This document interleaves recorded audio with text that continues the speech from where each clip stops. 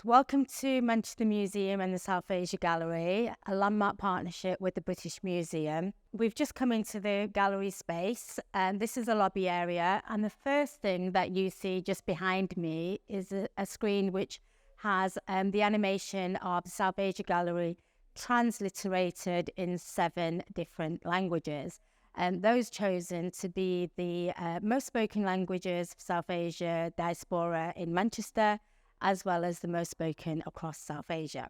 And around the animation, you get to see this really beautiful, detailed mural, which is a specific commissioned artwork by the Singh twins, who are internationally renowned South Asian artists. So the Singh twins describe it themselves as a personal vision titled Riches to Rags, Rags to Riches, which are the 3 narrative threads running through the artwork to tell the stories reflecting the South Asian experience in its transition from ancient through British colonialism and into post-colonial modern times. The artwork isn't intended to be a comprehensive representation of the entirety of diaspora experiences, but rather it is intended as a summary of the overview of the gallery.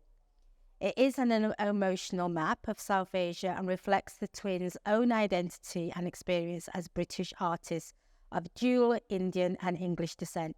It also explores interconnected and hidden histories which challenge prejudice, negative racial stereotyping, and misconceptions about cultural identity and ownership. And this mural really sets the tone for the rest of the gallery. The stories, objects, and themes within the mural you can see represent what you will actually see in its displays. And the Singh twins have taken all of the conversations and discussions for the displays to weave and to be woven into the mural. And as you move into the gallery display areas, you see behind me this screen, which is a short film. It really tells the visitor how this gallery has been developed. It's unique because it's not been developed or curated in the traditional way that galleries are normally curated in museums. It's been co-curated with community members. We've been working for 5 years with an inspiring group of 30 individuals made up from different backgrounds and disciplines. So we have teachers, we have academics, we have writers, journalists, community leaders, musicians and artists, students and others, who came together because they really wanted to share their lived experiences and stories that they felt really passionate about. And that is what's made the content for this first iteration of the South Asia Gallery. And it really is their passion and drive for wanting to tell those stories that makes the South Asia Gallery humanistic. Since 2018, we've been working with the collective to develop content for this gallery, and it became obvious really early on that this gallery will be a story-led gallery because people really wanted to share stories about their own lived experiences or things that they really felt passionate about. And the anthologies are past and present, lived environments, science and innovation, sound, music and dance, British Asian, and movement and empire. In this first iteration, we have a combination of British Museum objects, some from our own collections at Manchester Museum. We have other institutions that have given us their objects on loan because there have been gaps for representing the stories that we wanted to show. And we also have individual collective members' personal objects to showcase and be able to share. And if you can imagine, 30 people had many, many stories to share. And it was really important that we created some criteria for this gallery to break down stereotypes and myths around South Asia, to highlight women, particularly in this gallery, to make a connection of the Manchester and South Asia as a region. The group also wanted to highlight the impact of colonial rule and how that still exists and impacts British South Asian people today. Stories were then developed with individual members and anthology groups. And for our past and present anthology, where I'm standing today, One of the displays is around the Indus Valley, and we have a combination of objects from the British Museum and Manchester Museum. And the past and present anthology group really wanted to highlight these great finds from the Indus Valley region, and how early civilization was and what life must have been like for those people. You can see that through the objects that are displayed here. This group also wanted to showcase that it wasn't always the Western external person to the region who was a great finder of these finds. It was the local people who were the real archaeologists.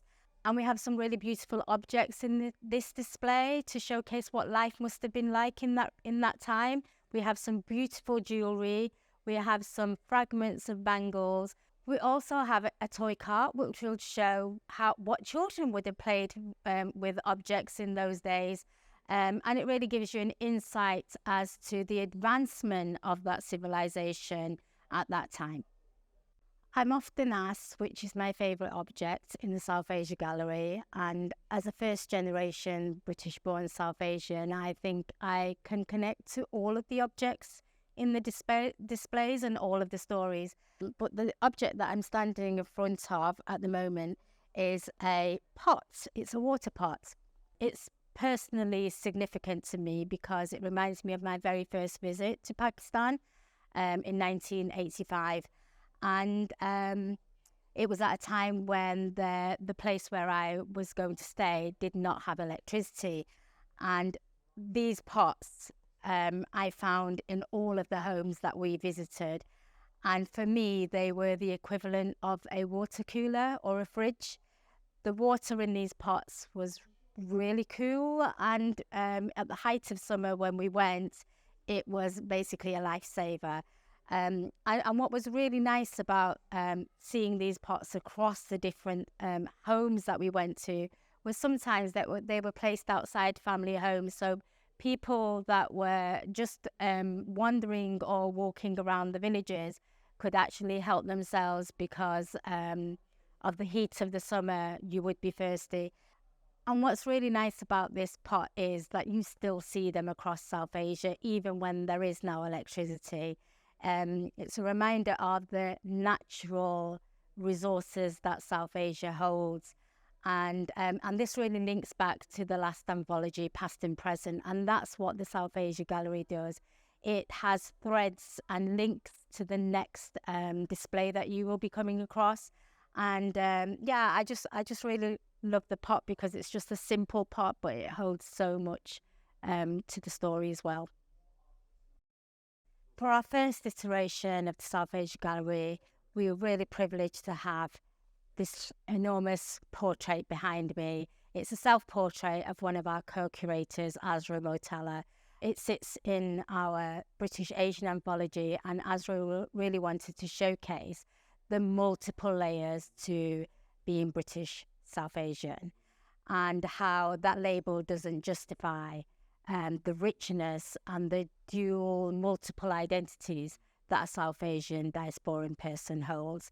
Azra wants to also highlight the stereotypical depictions of South Asian women, and she breaks down all of those myths and stereotypes. She wears a traditional dress, but on her feet she has Nike trainers. And it really is that hybridity of bringing different elements of different cultures and heritage that makes up a person. And I think Azra does that really well in the portrait, and we're really privileged to have that in our gallery. The piece looks like it's unfinished. You have a trainer that isn't coloured in, as with the leg of one of the chair. And that, Azra says, is because identities are never complete and they're always evolving over time. The portrait is titled I Beg You to Define Me, and it is really one of our wow pieces in this iteration. One of the stories that sits within our movement and empire anthology is the contribution of South Asians to the World War efforts. I really want to showcase this story because I actually did not know that South Asians contributed in particularly to the First World War. This story has been developed by one of our co-curators, Dalit Awam, who on his visit to Pakistan found that his great-grandfather had contributed to the war effort, and he found his great-grandfather's uniform, which you see behind me. And Dalit brought the uniform back and said to the Manchester Museum, this would be a great object for a future story at the South Asia Gallery, and it has been carefully looked after by our conservation team. I think this story is very important for future generations and young people to actually be able to understand their connections to Britain. And it really gives insights into the contributions that South Asia diaspora and their families have made over many, many years. So the South Asia contribution to the British war effort during both World Wars resulted in the movement of the South Asian diaspora across Europe. More than 1 million soldiers from the Indian subcontinent served in the British Army during the First World War, and more than 74,000 died in conflict. During the Second World War, the British Indian Army expanded to over 2 million troops, becoming the largest voluntary army in history. These multilingual recruitment posters showed the different persuasive tools that were adopted to recruit soldiers to the British Indian Army. Many South Asians decided to join the army due to promises of greater social status and opportunities. During a time when economic hardship, the army offered stability and a better and more regular income. The anthologies that we've talked about sit on the outer circle of the space behind me, and this is our project space. The project space is a place where we continuously evolve and grow on the stories that you see in the displays. And we're able to do this because we have a 3-sided projection, as well as a space which can be closed off to the rest of the gallery. It is a space that will generate conversations and where people can come together to watch film and to hear music. We've used it for various programs. So we've had performance and music, we've had poetry, spoken word, and it is a place where we continuously work with the new people to showcase the diversity and richness of South Asia. And it allows us to bring in new voices and new stories and collaborations and partnerships. It is a great space. We've had children singing and dancing and listening to the different iterations of the projection.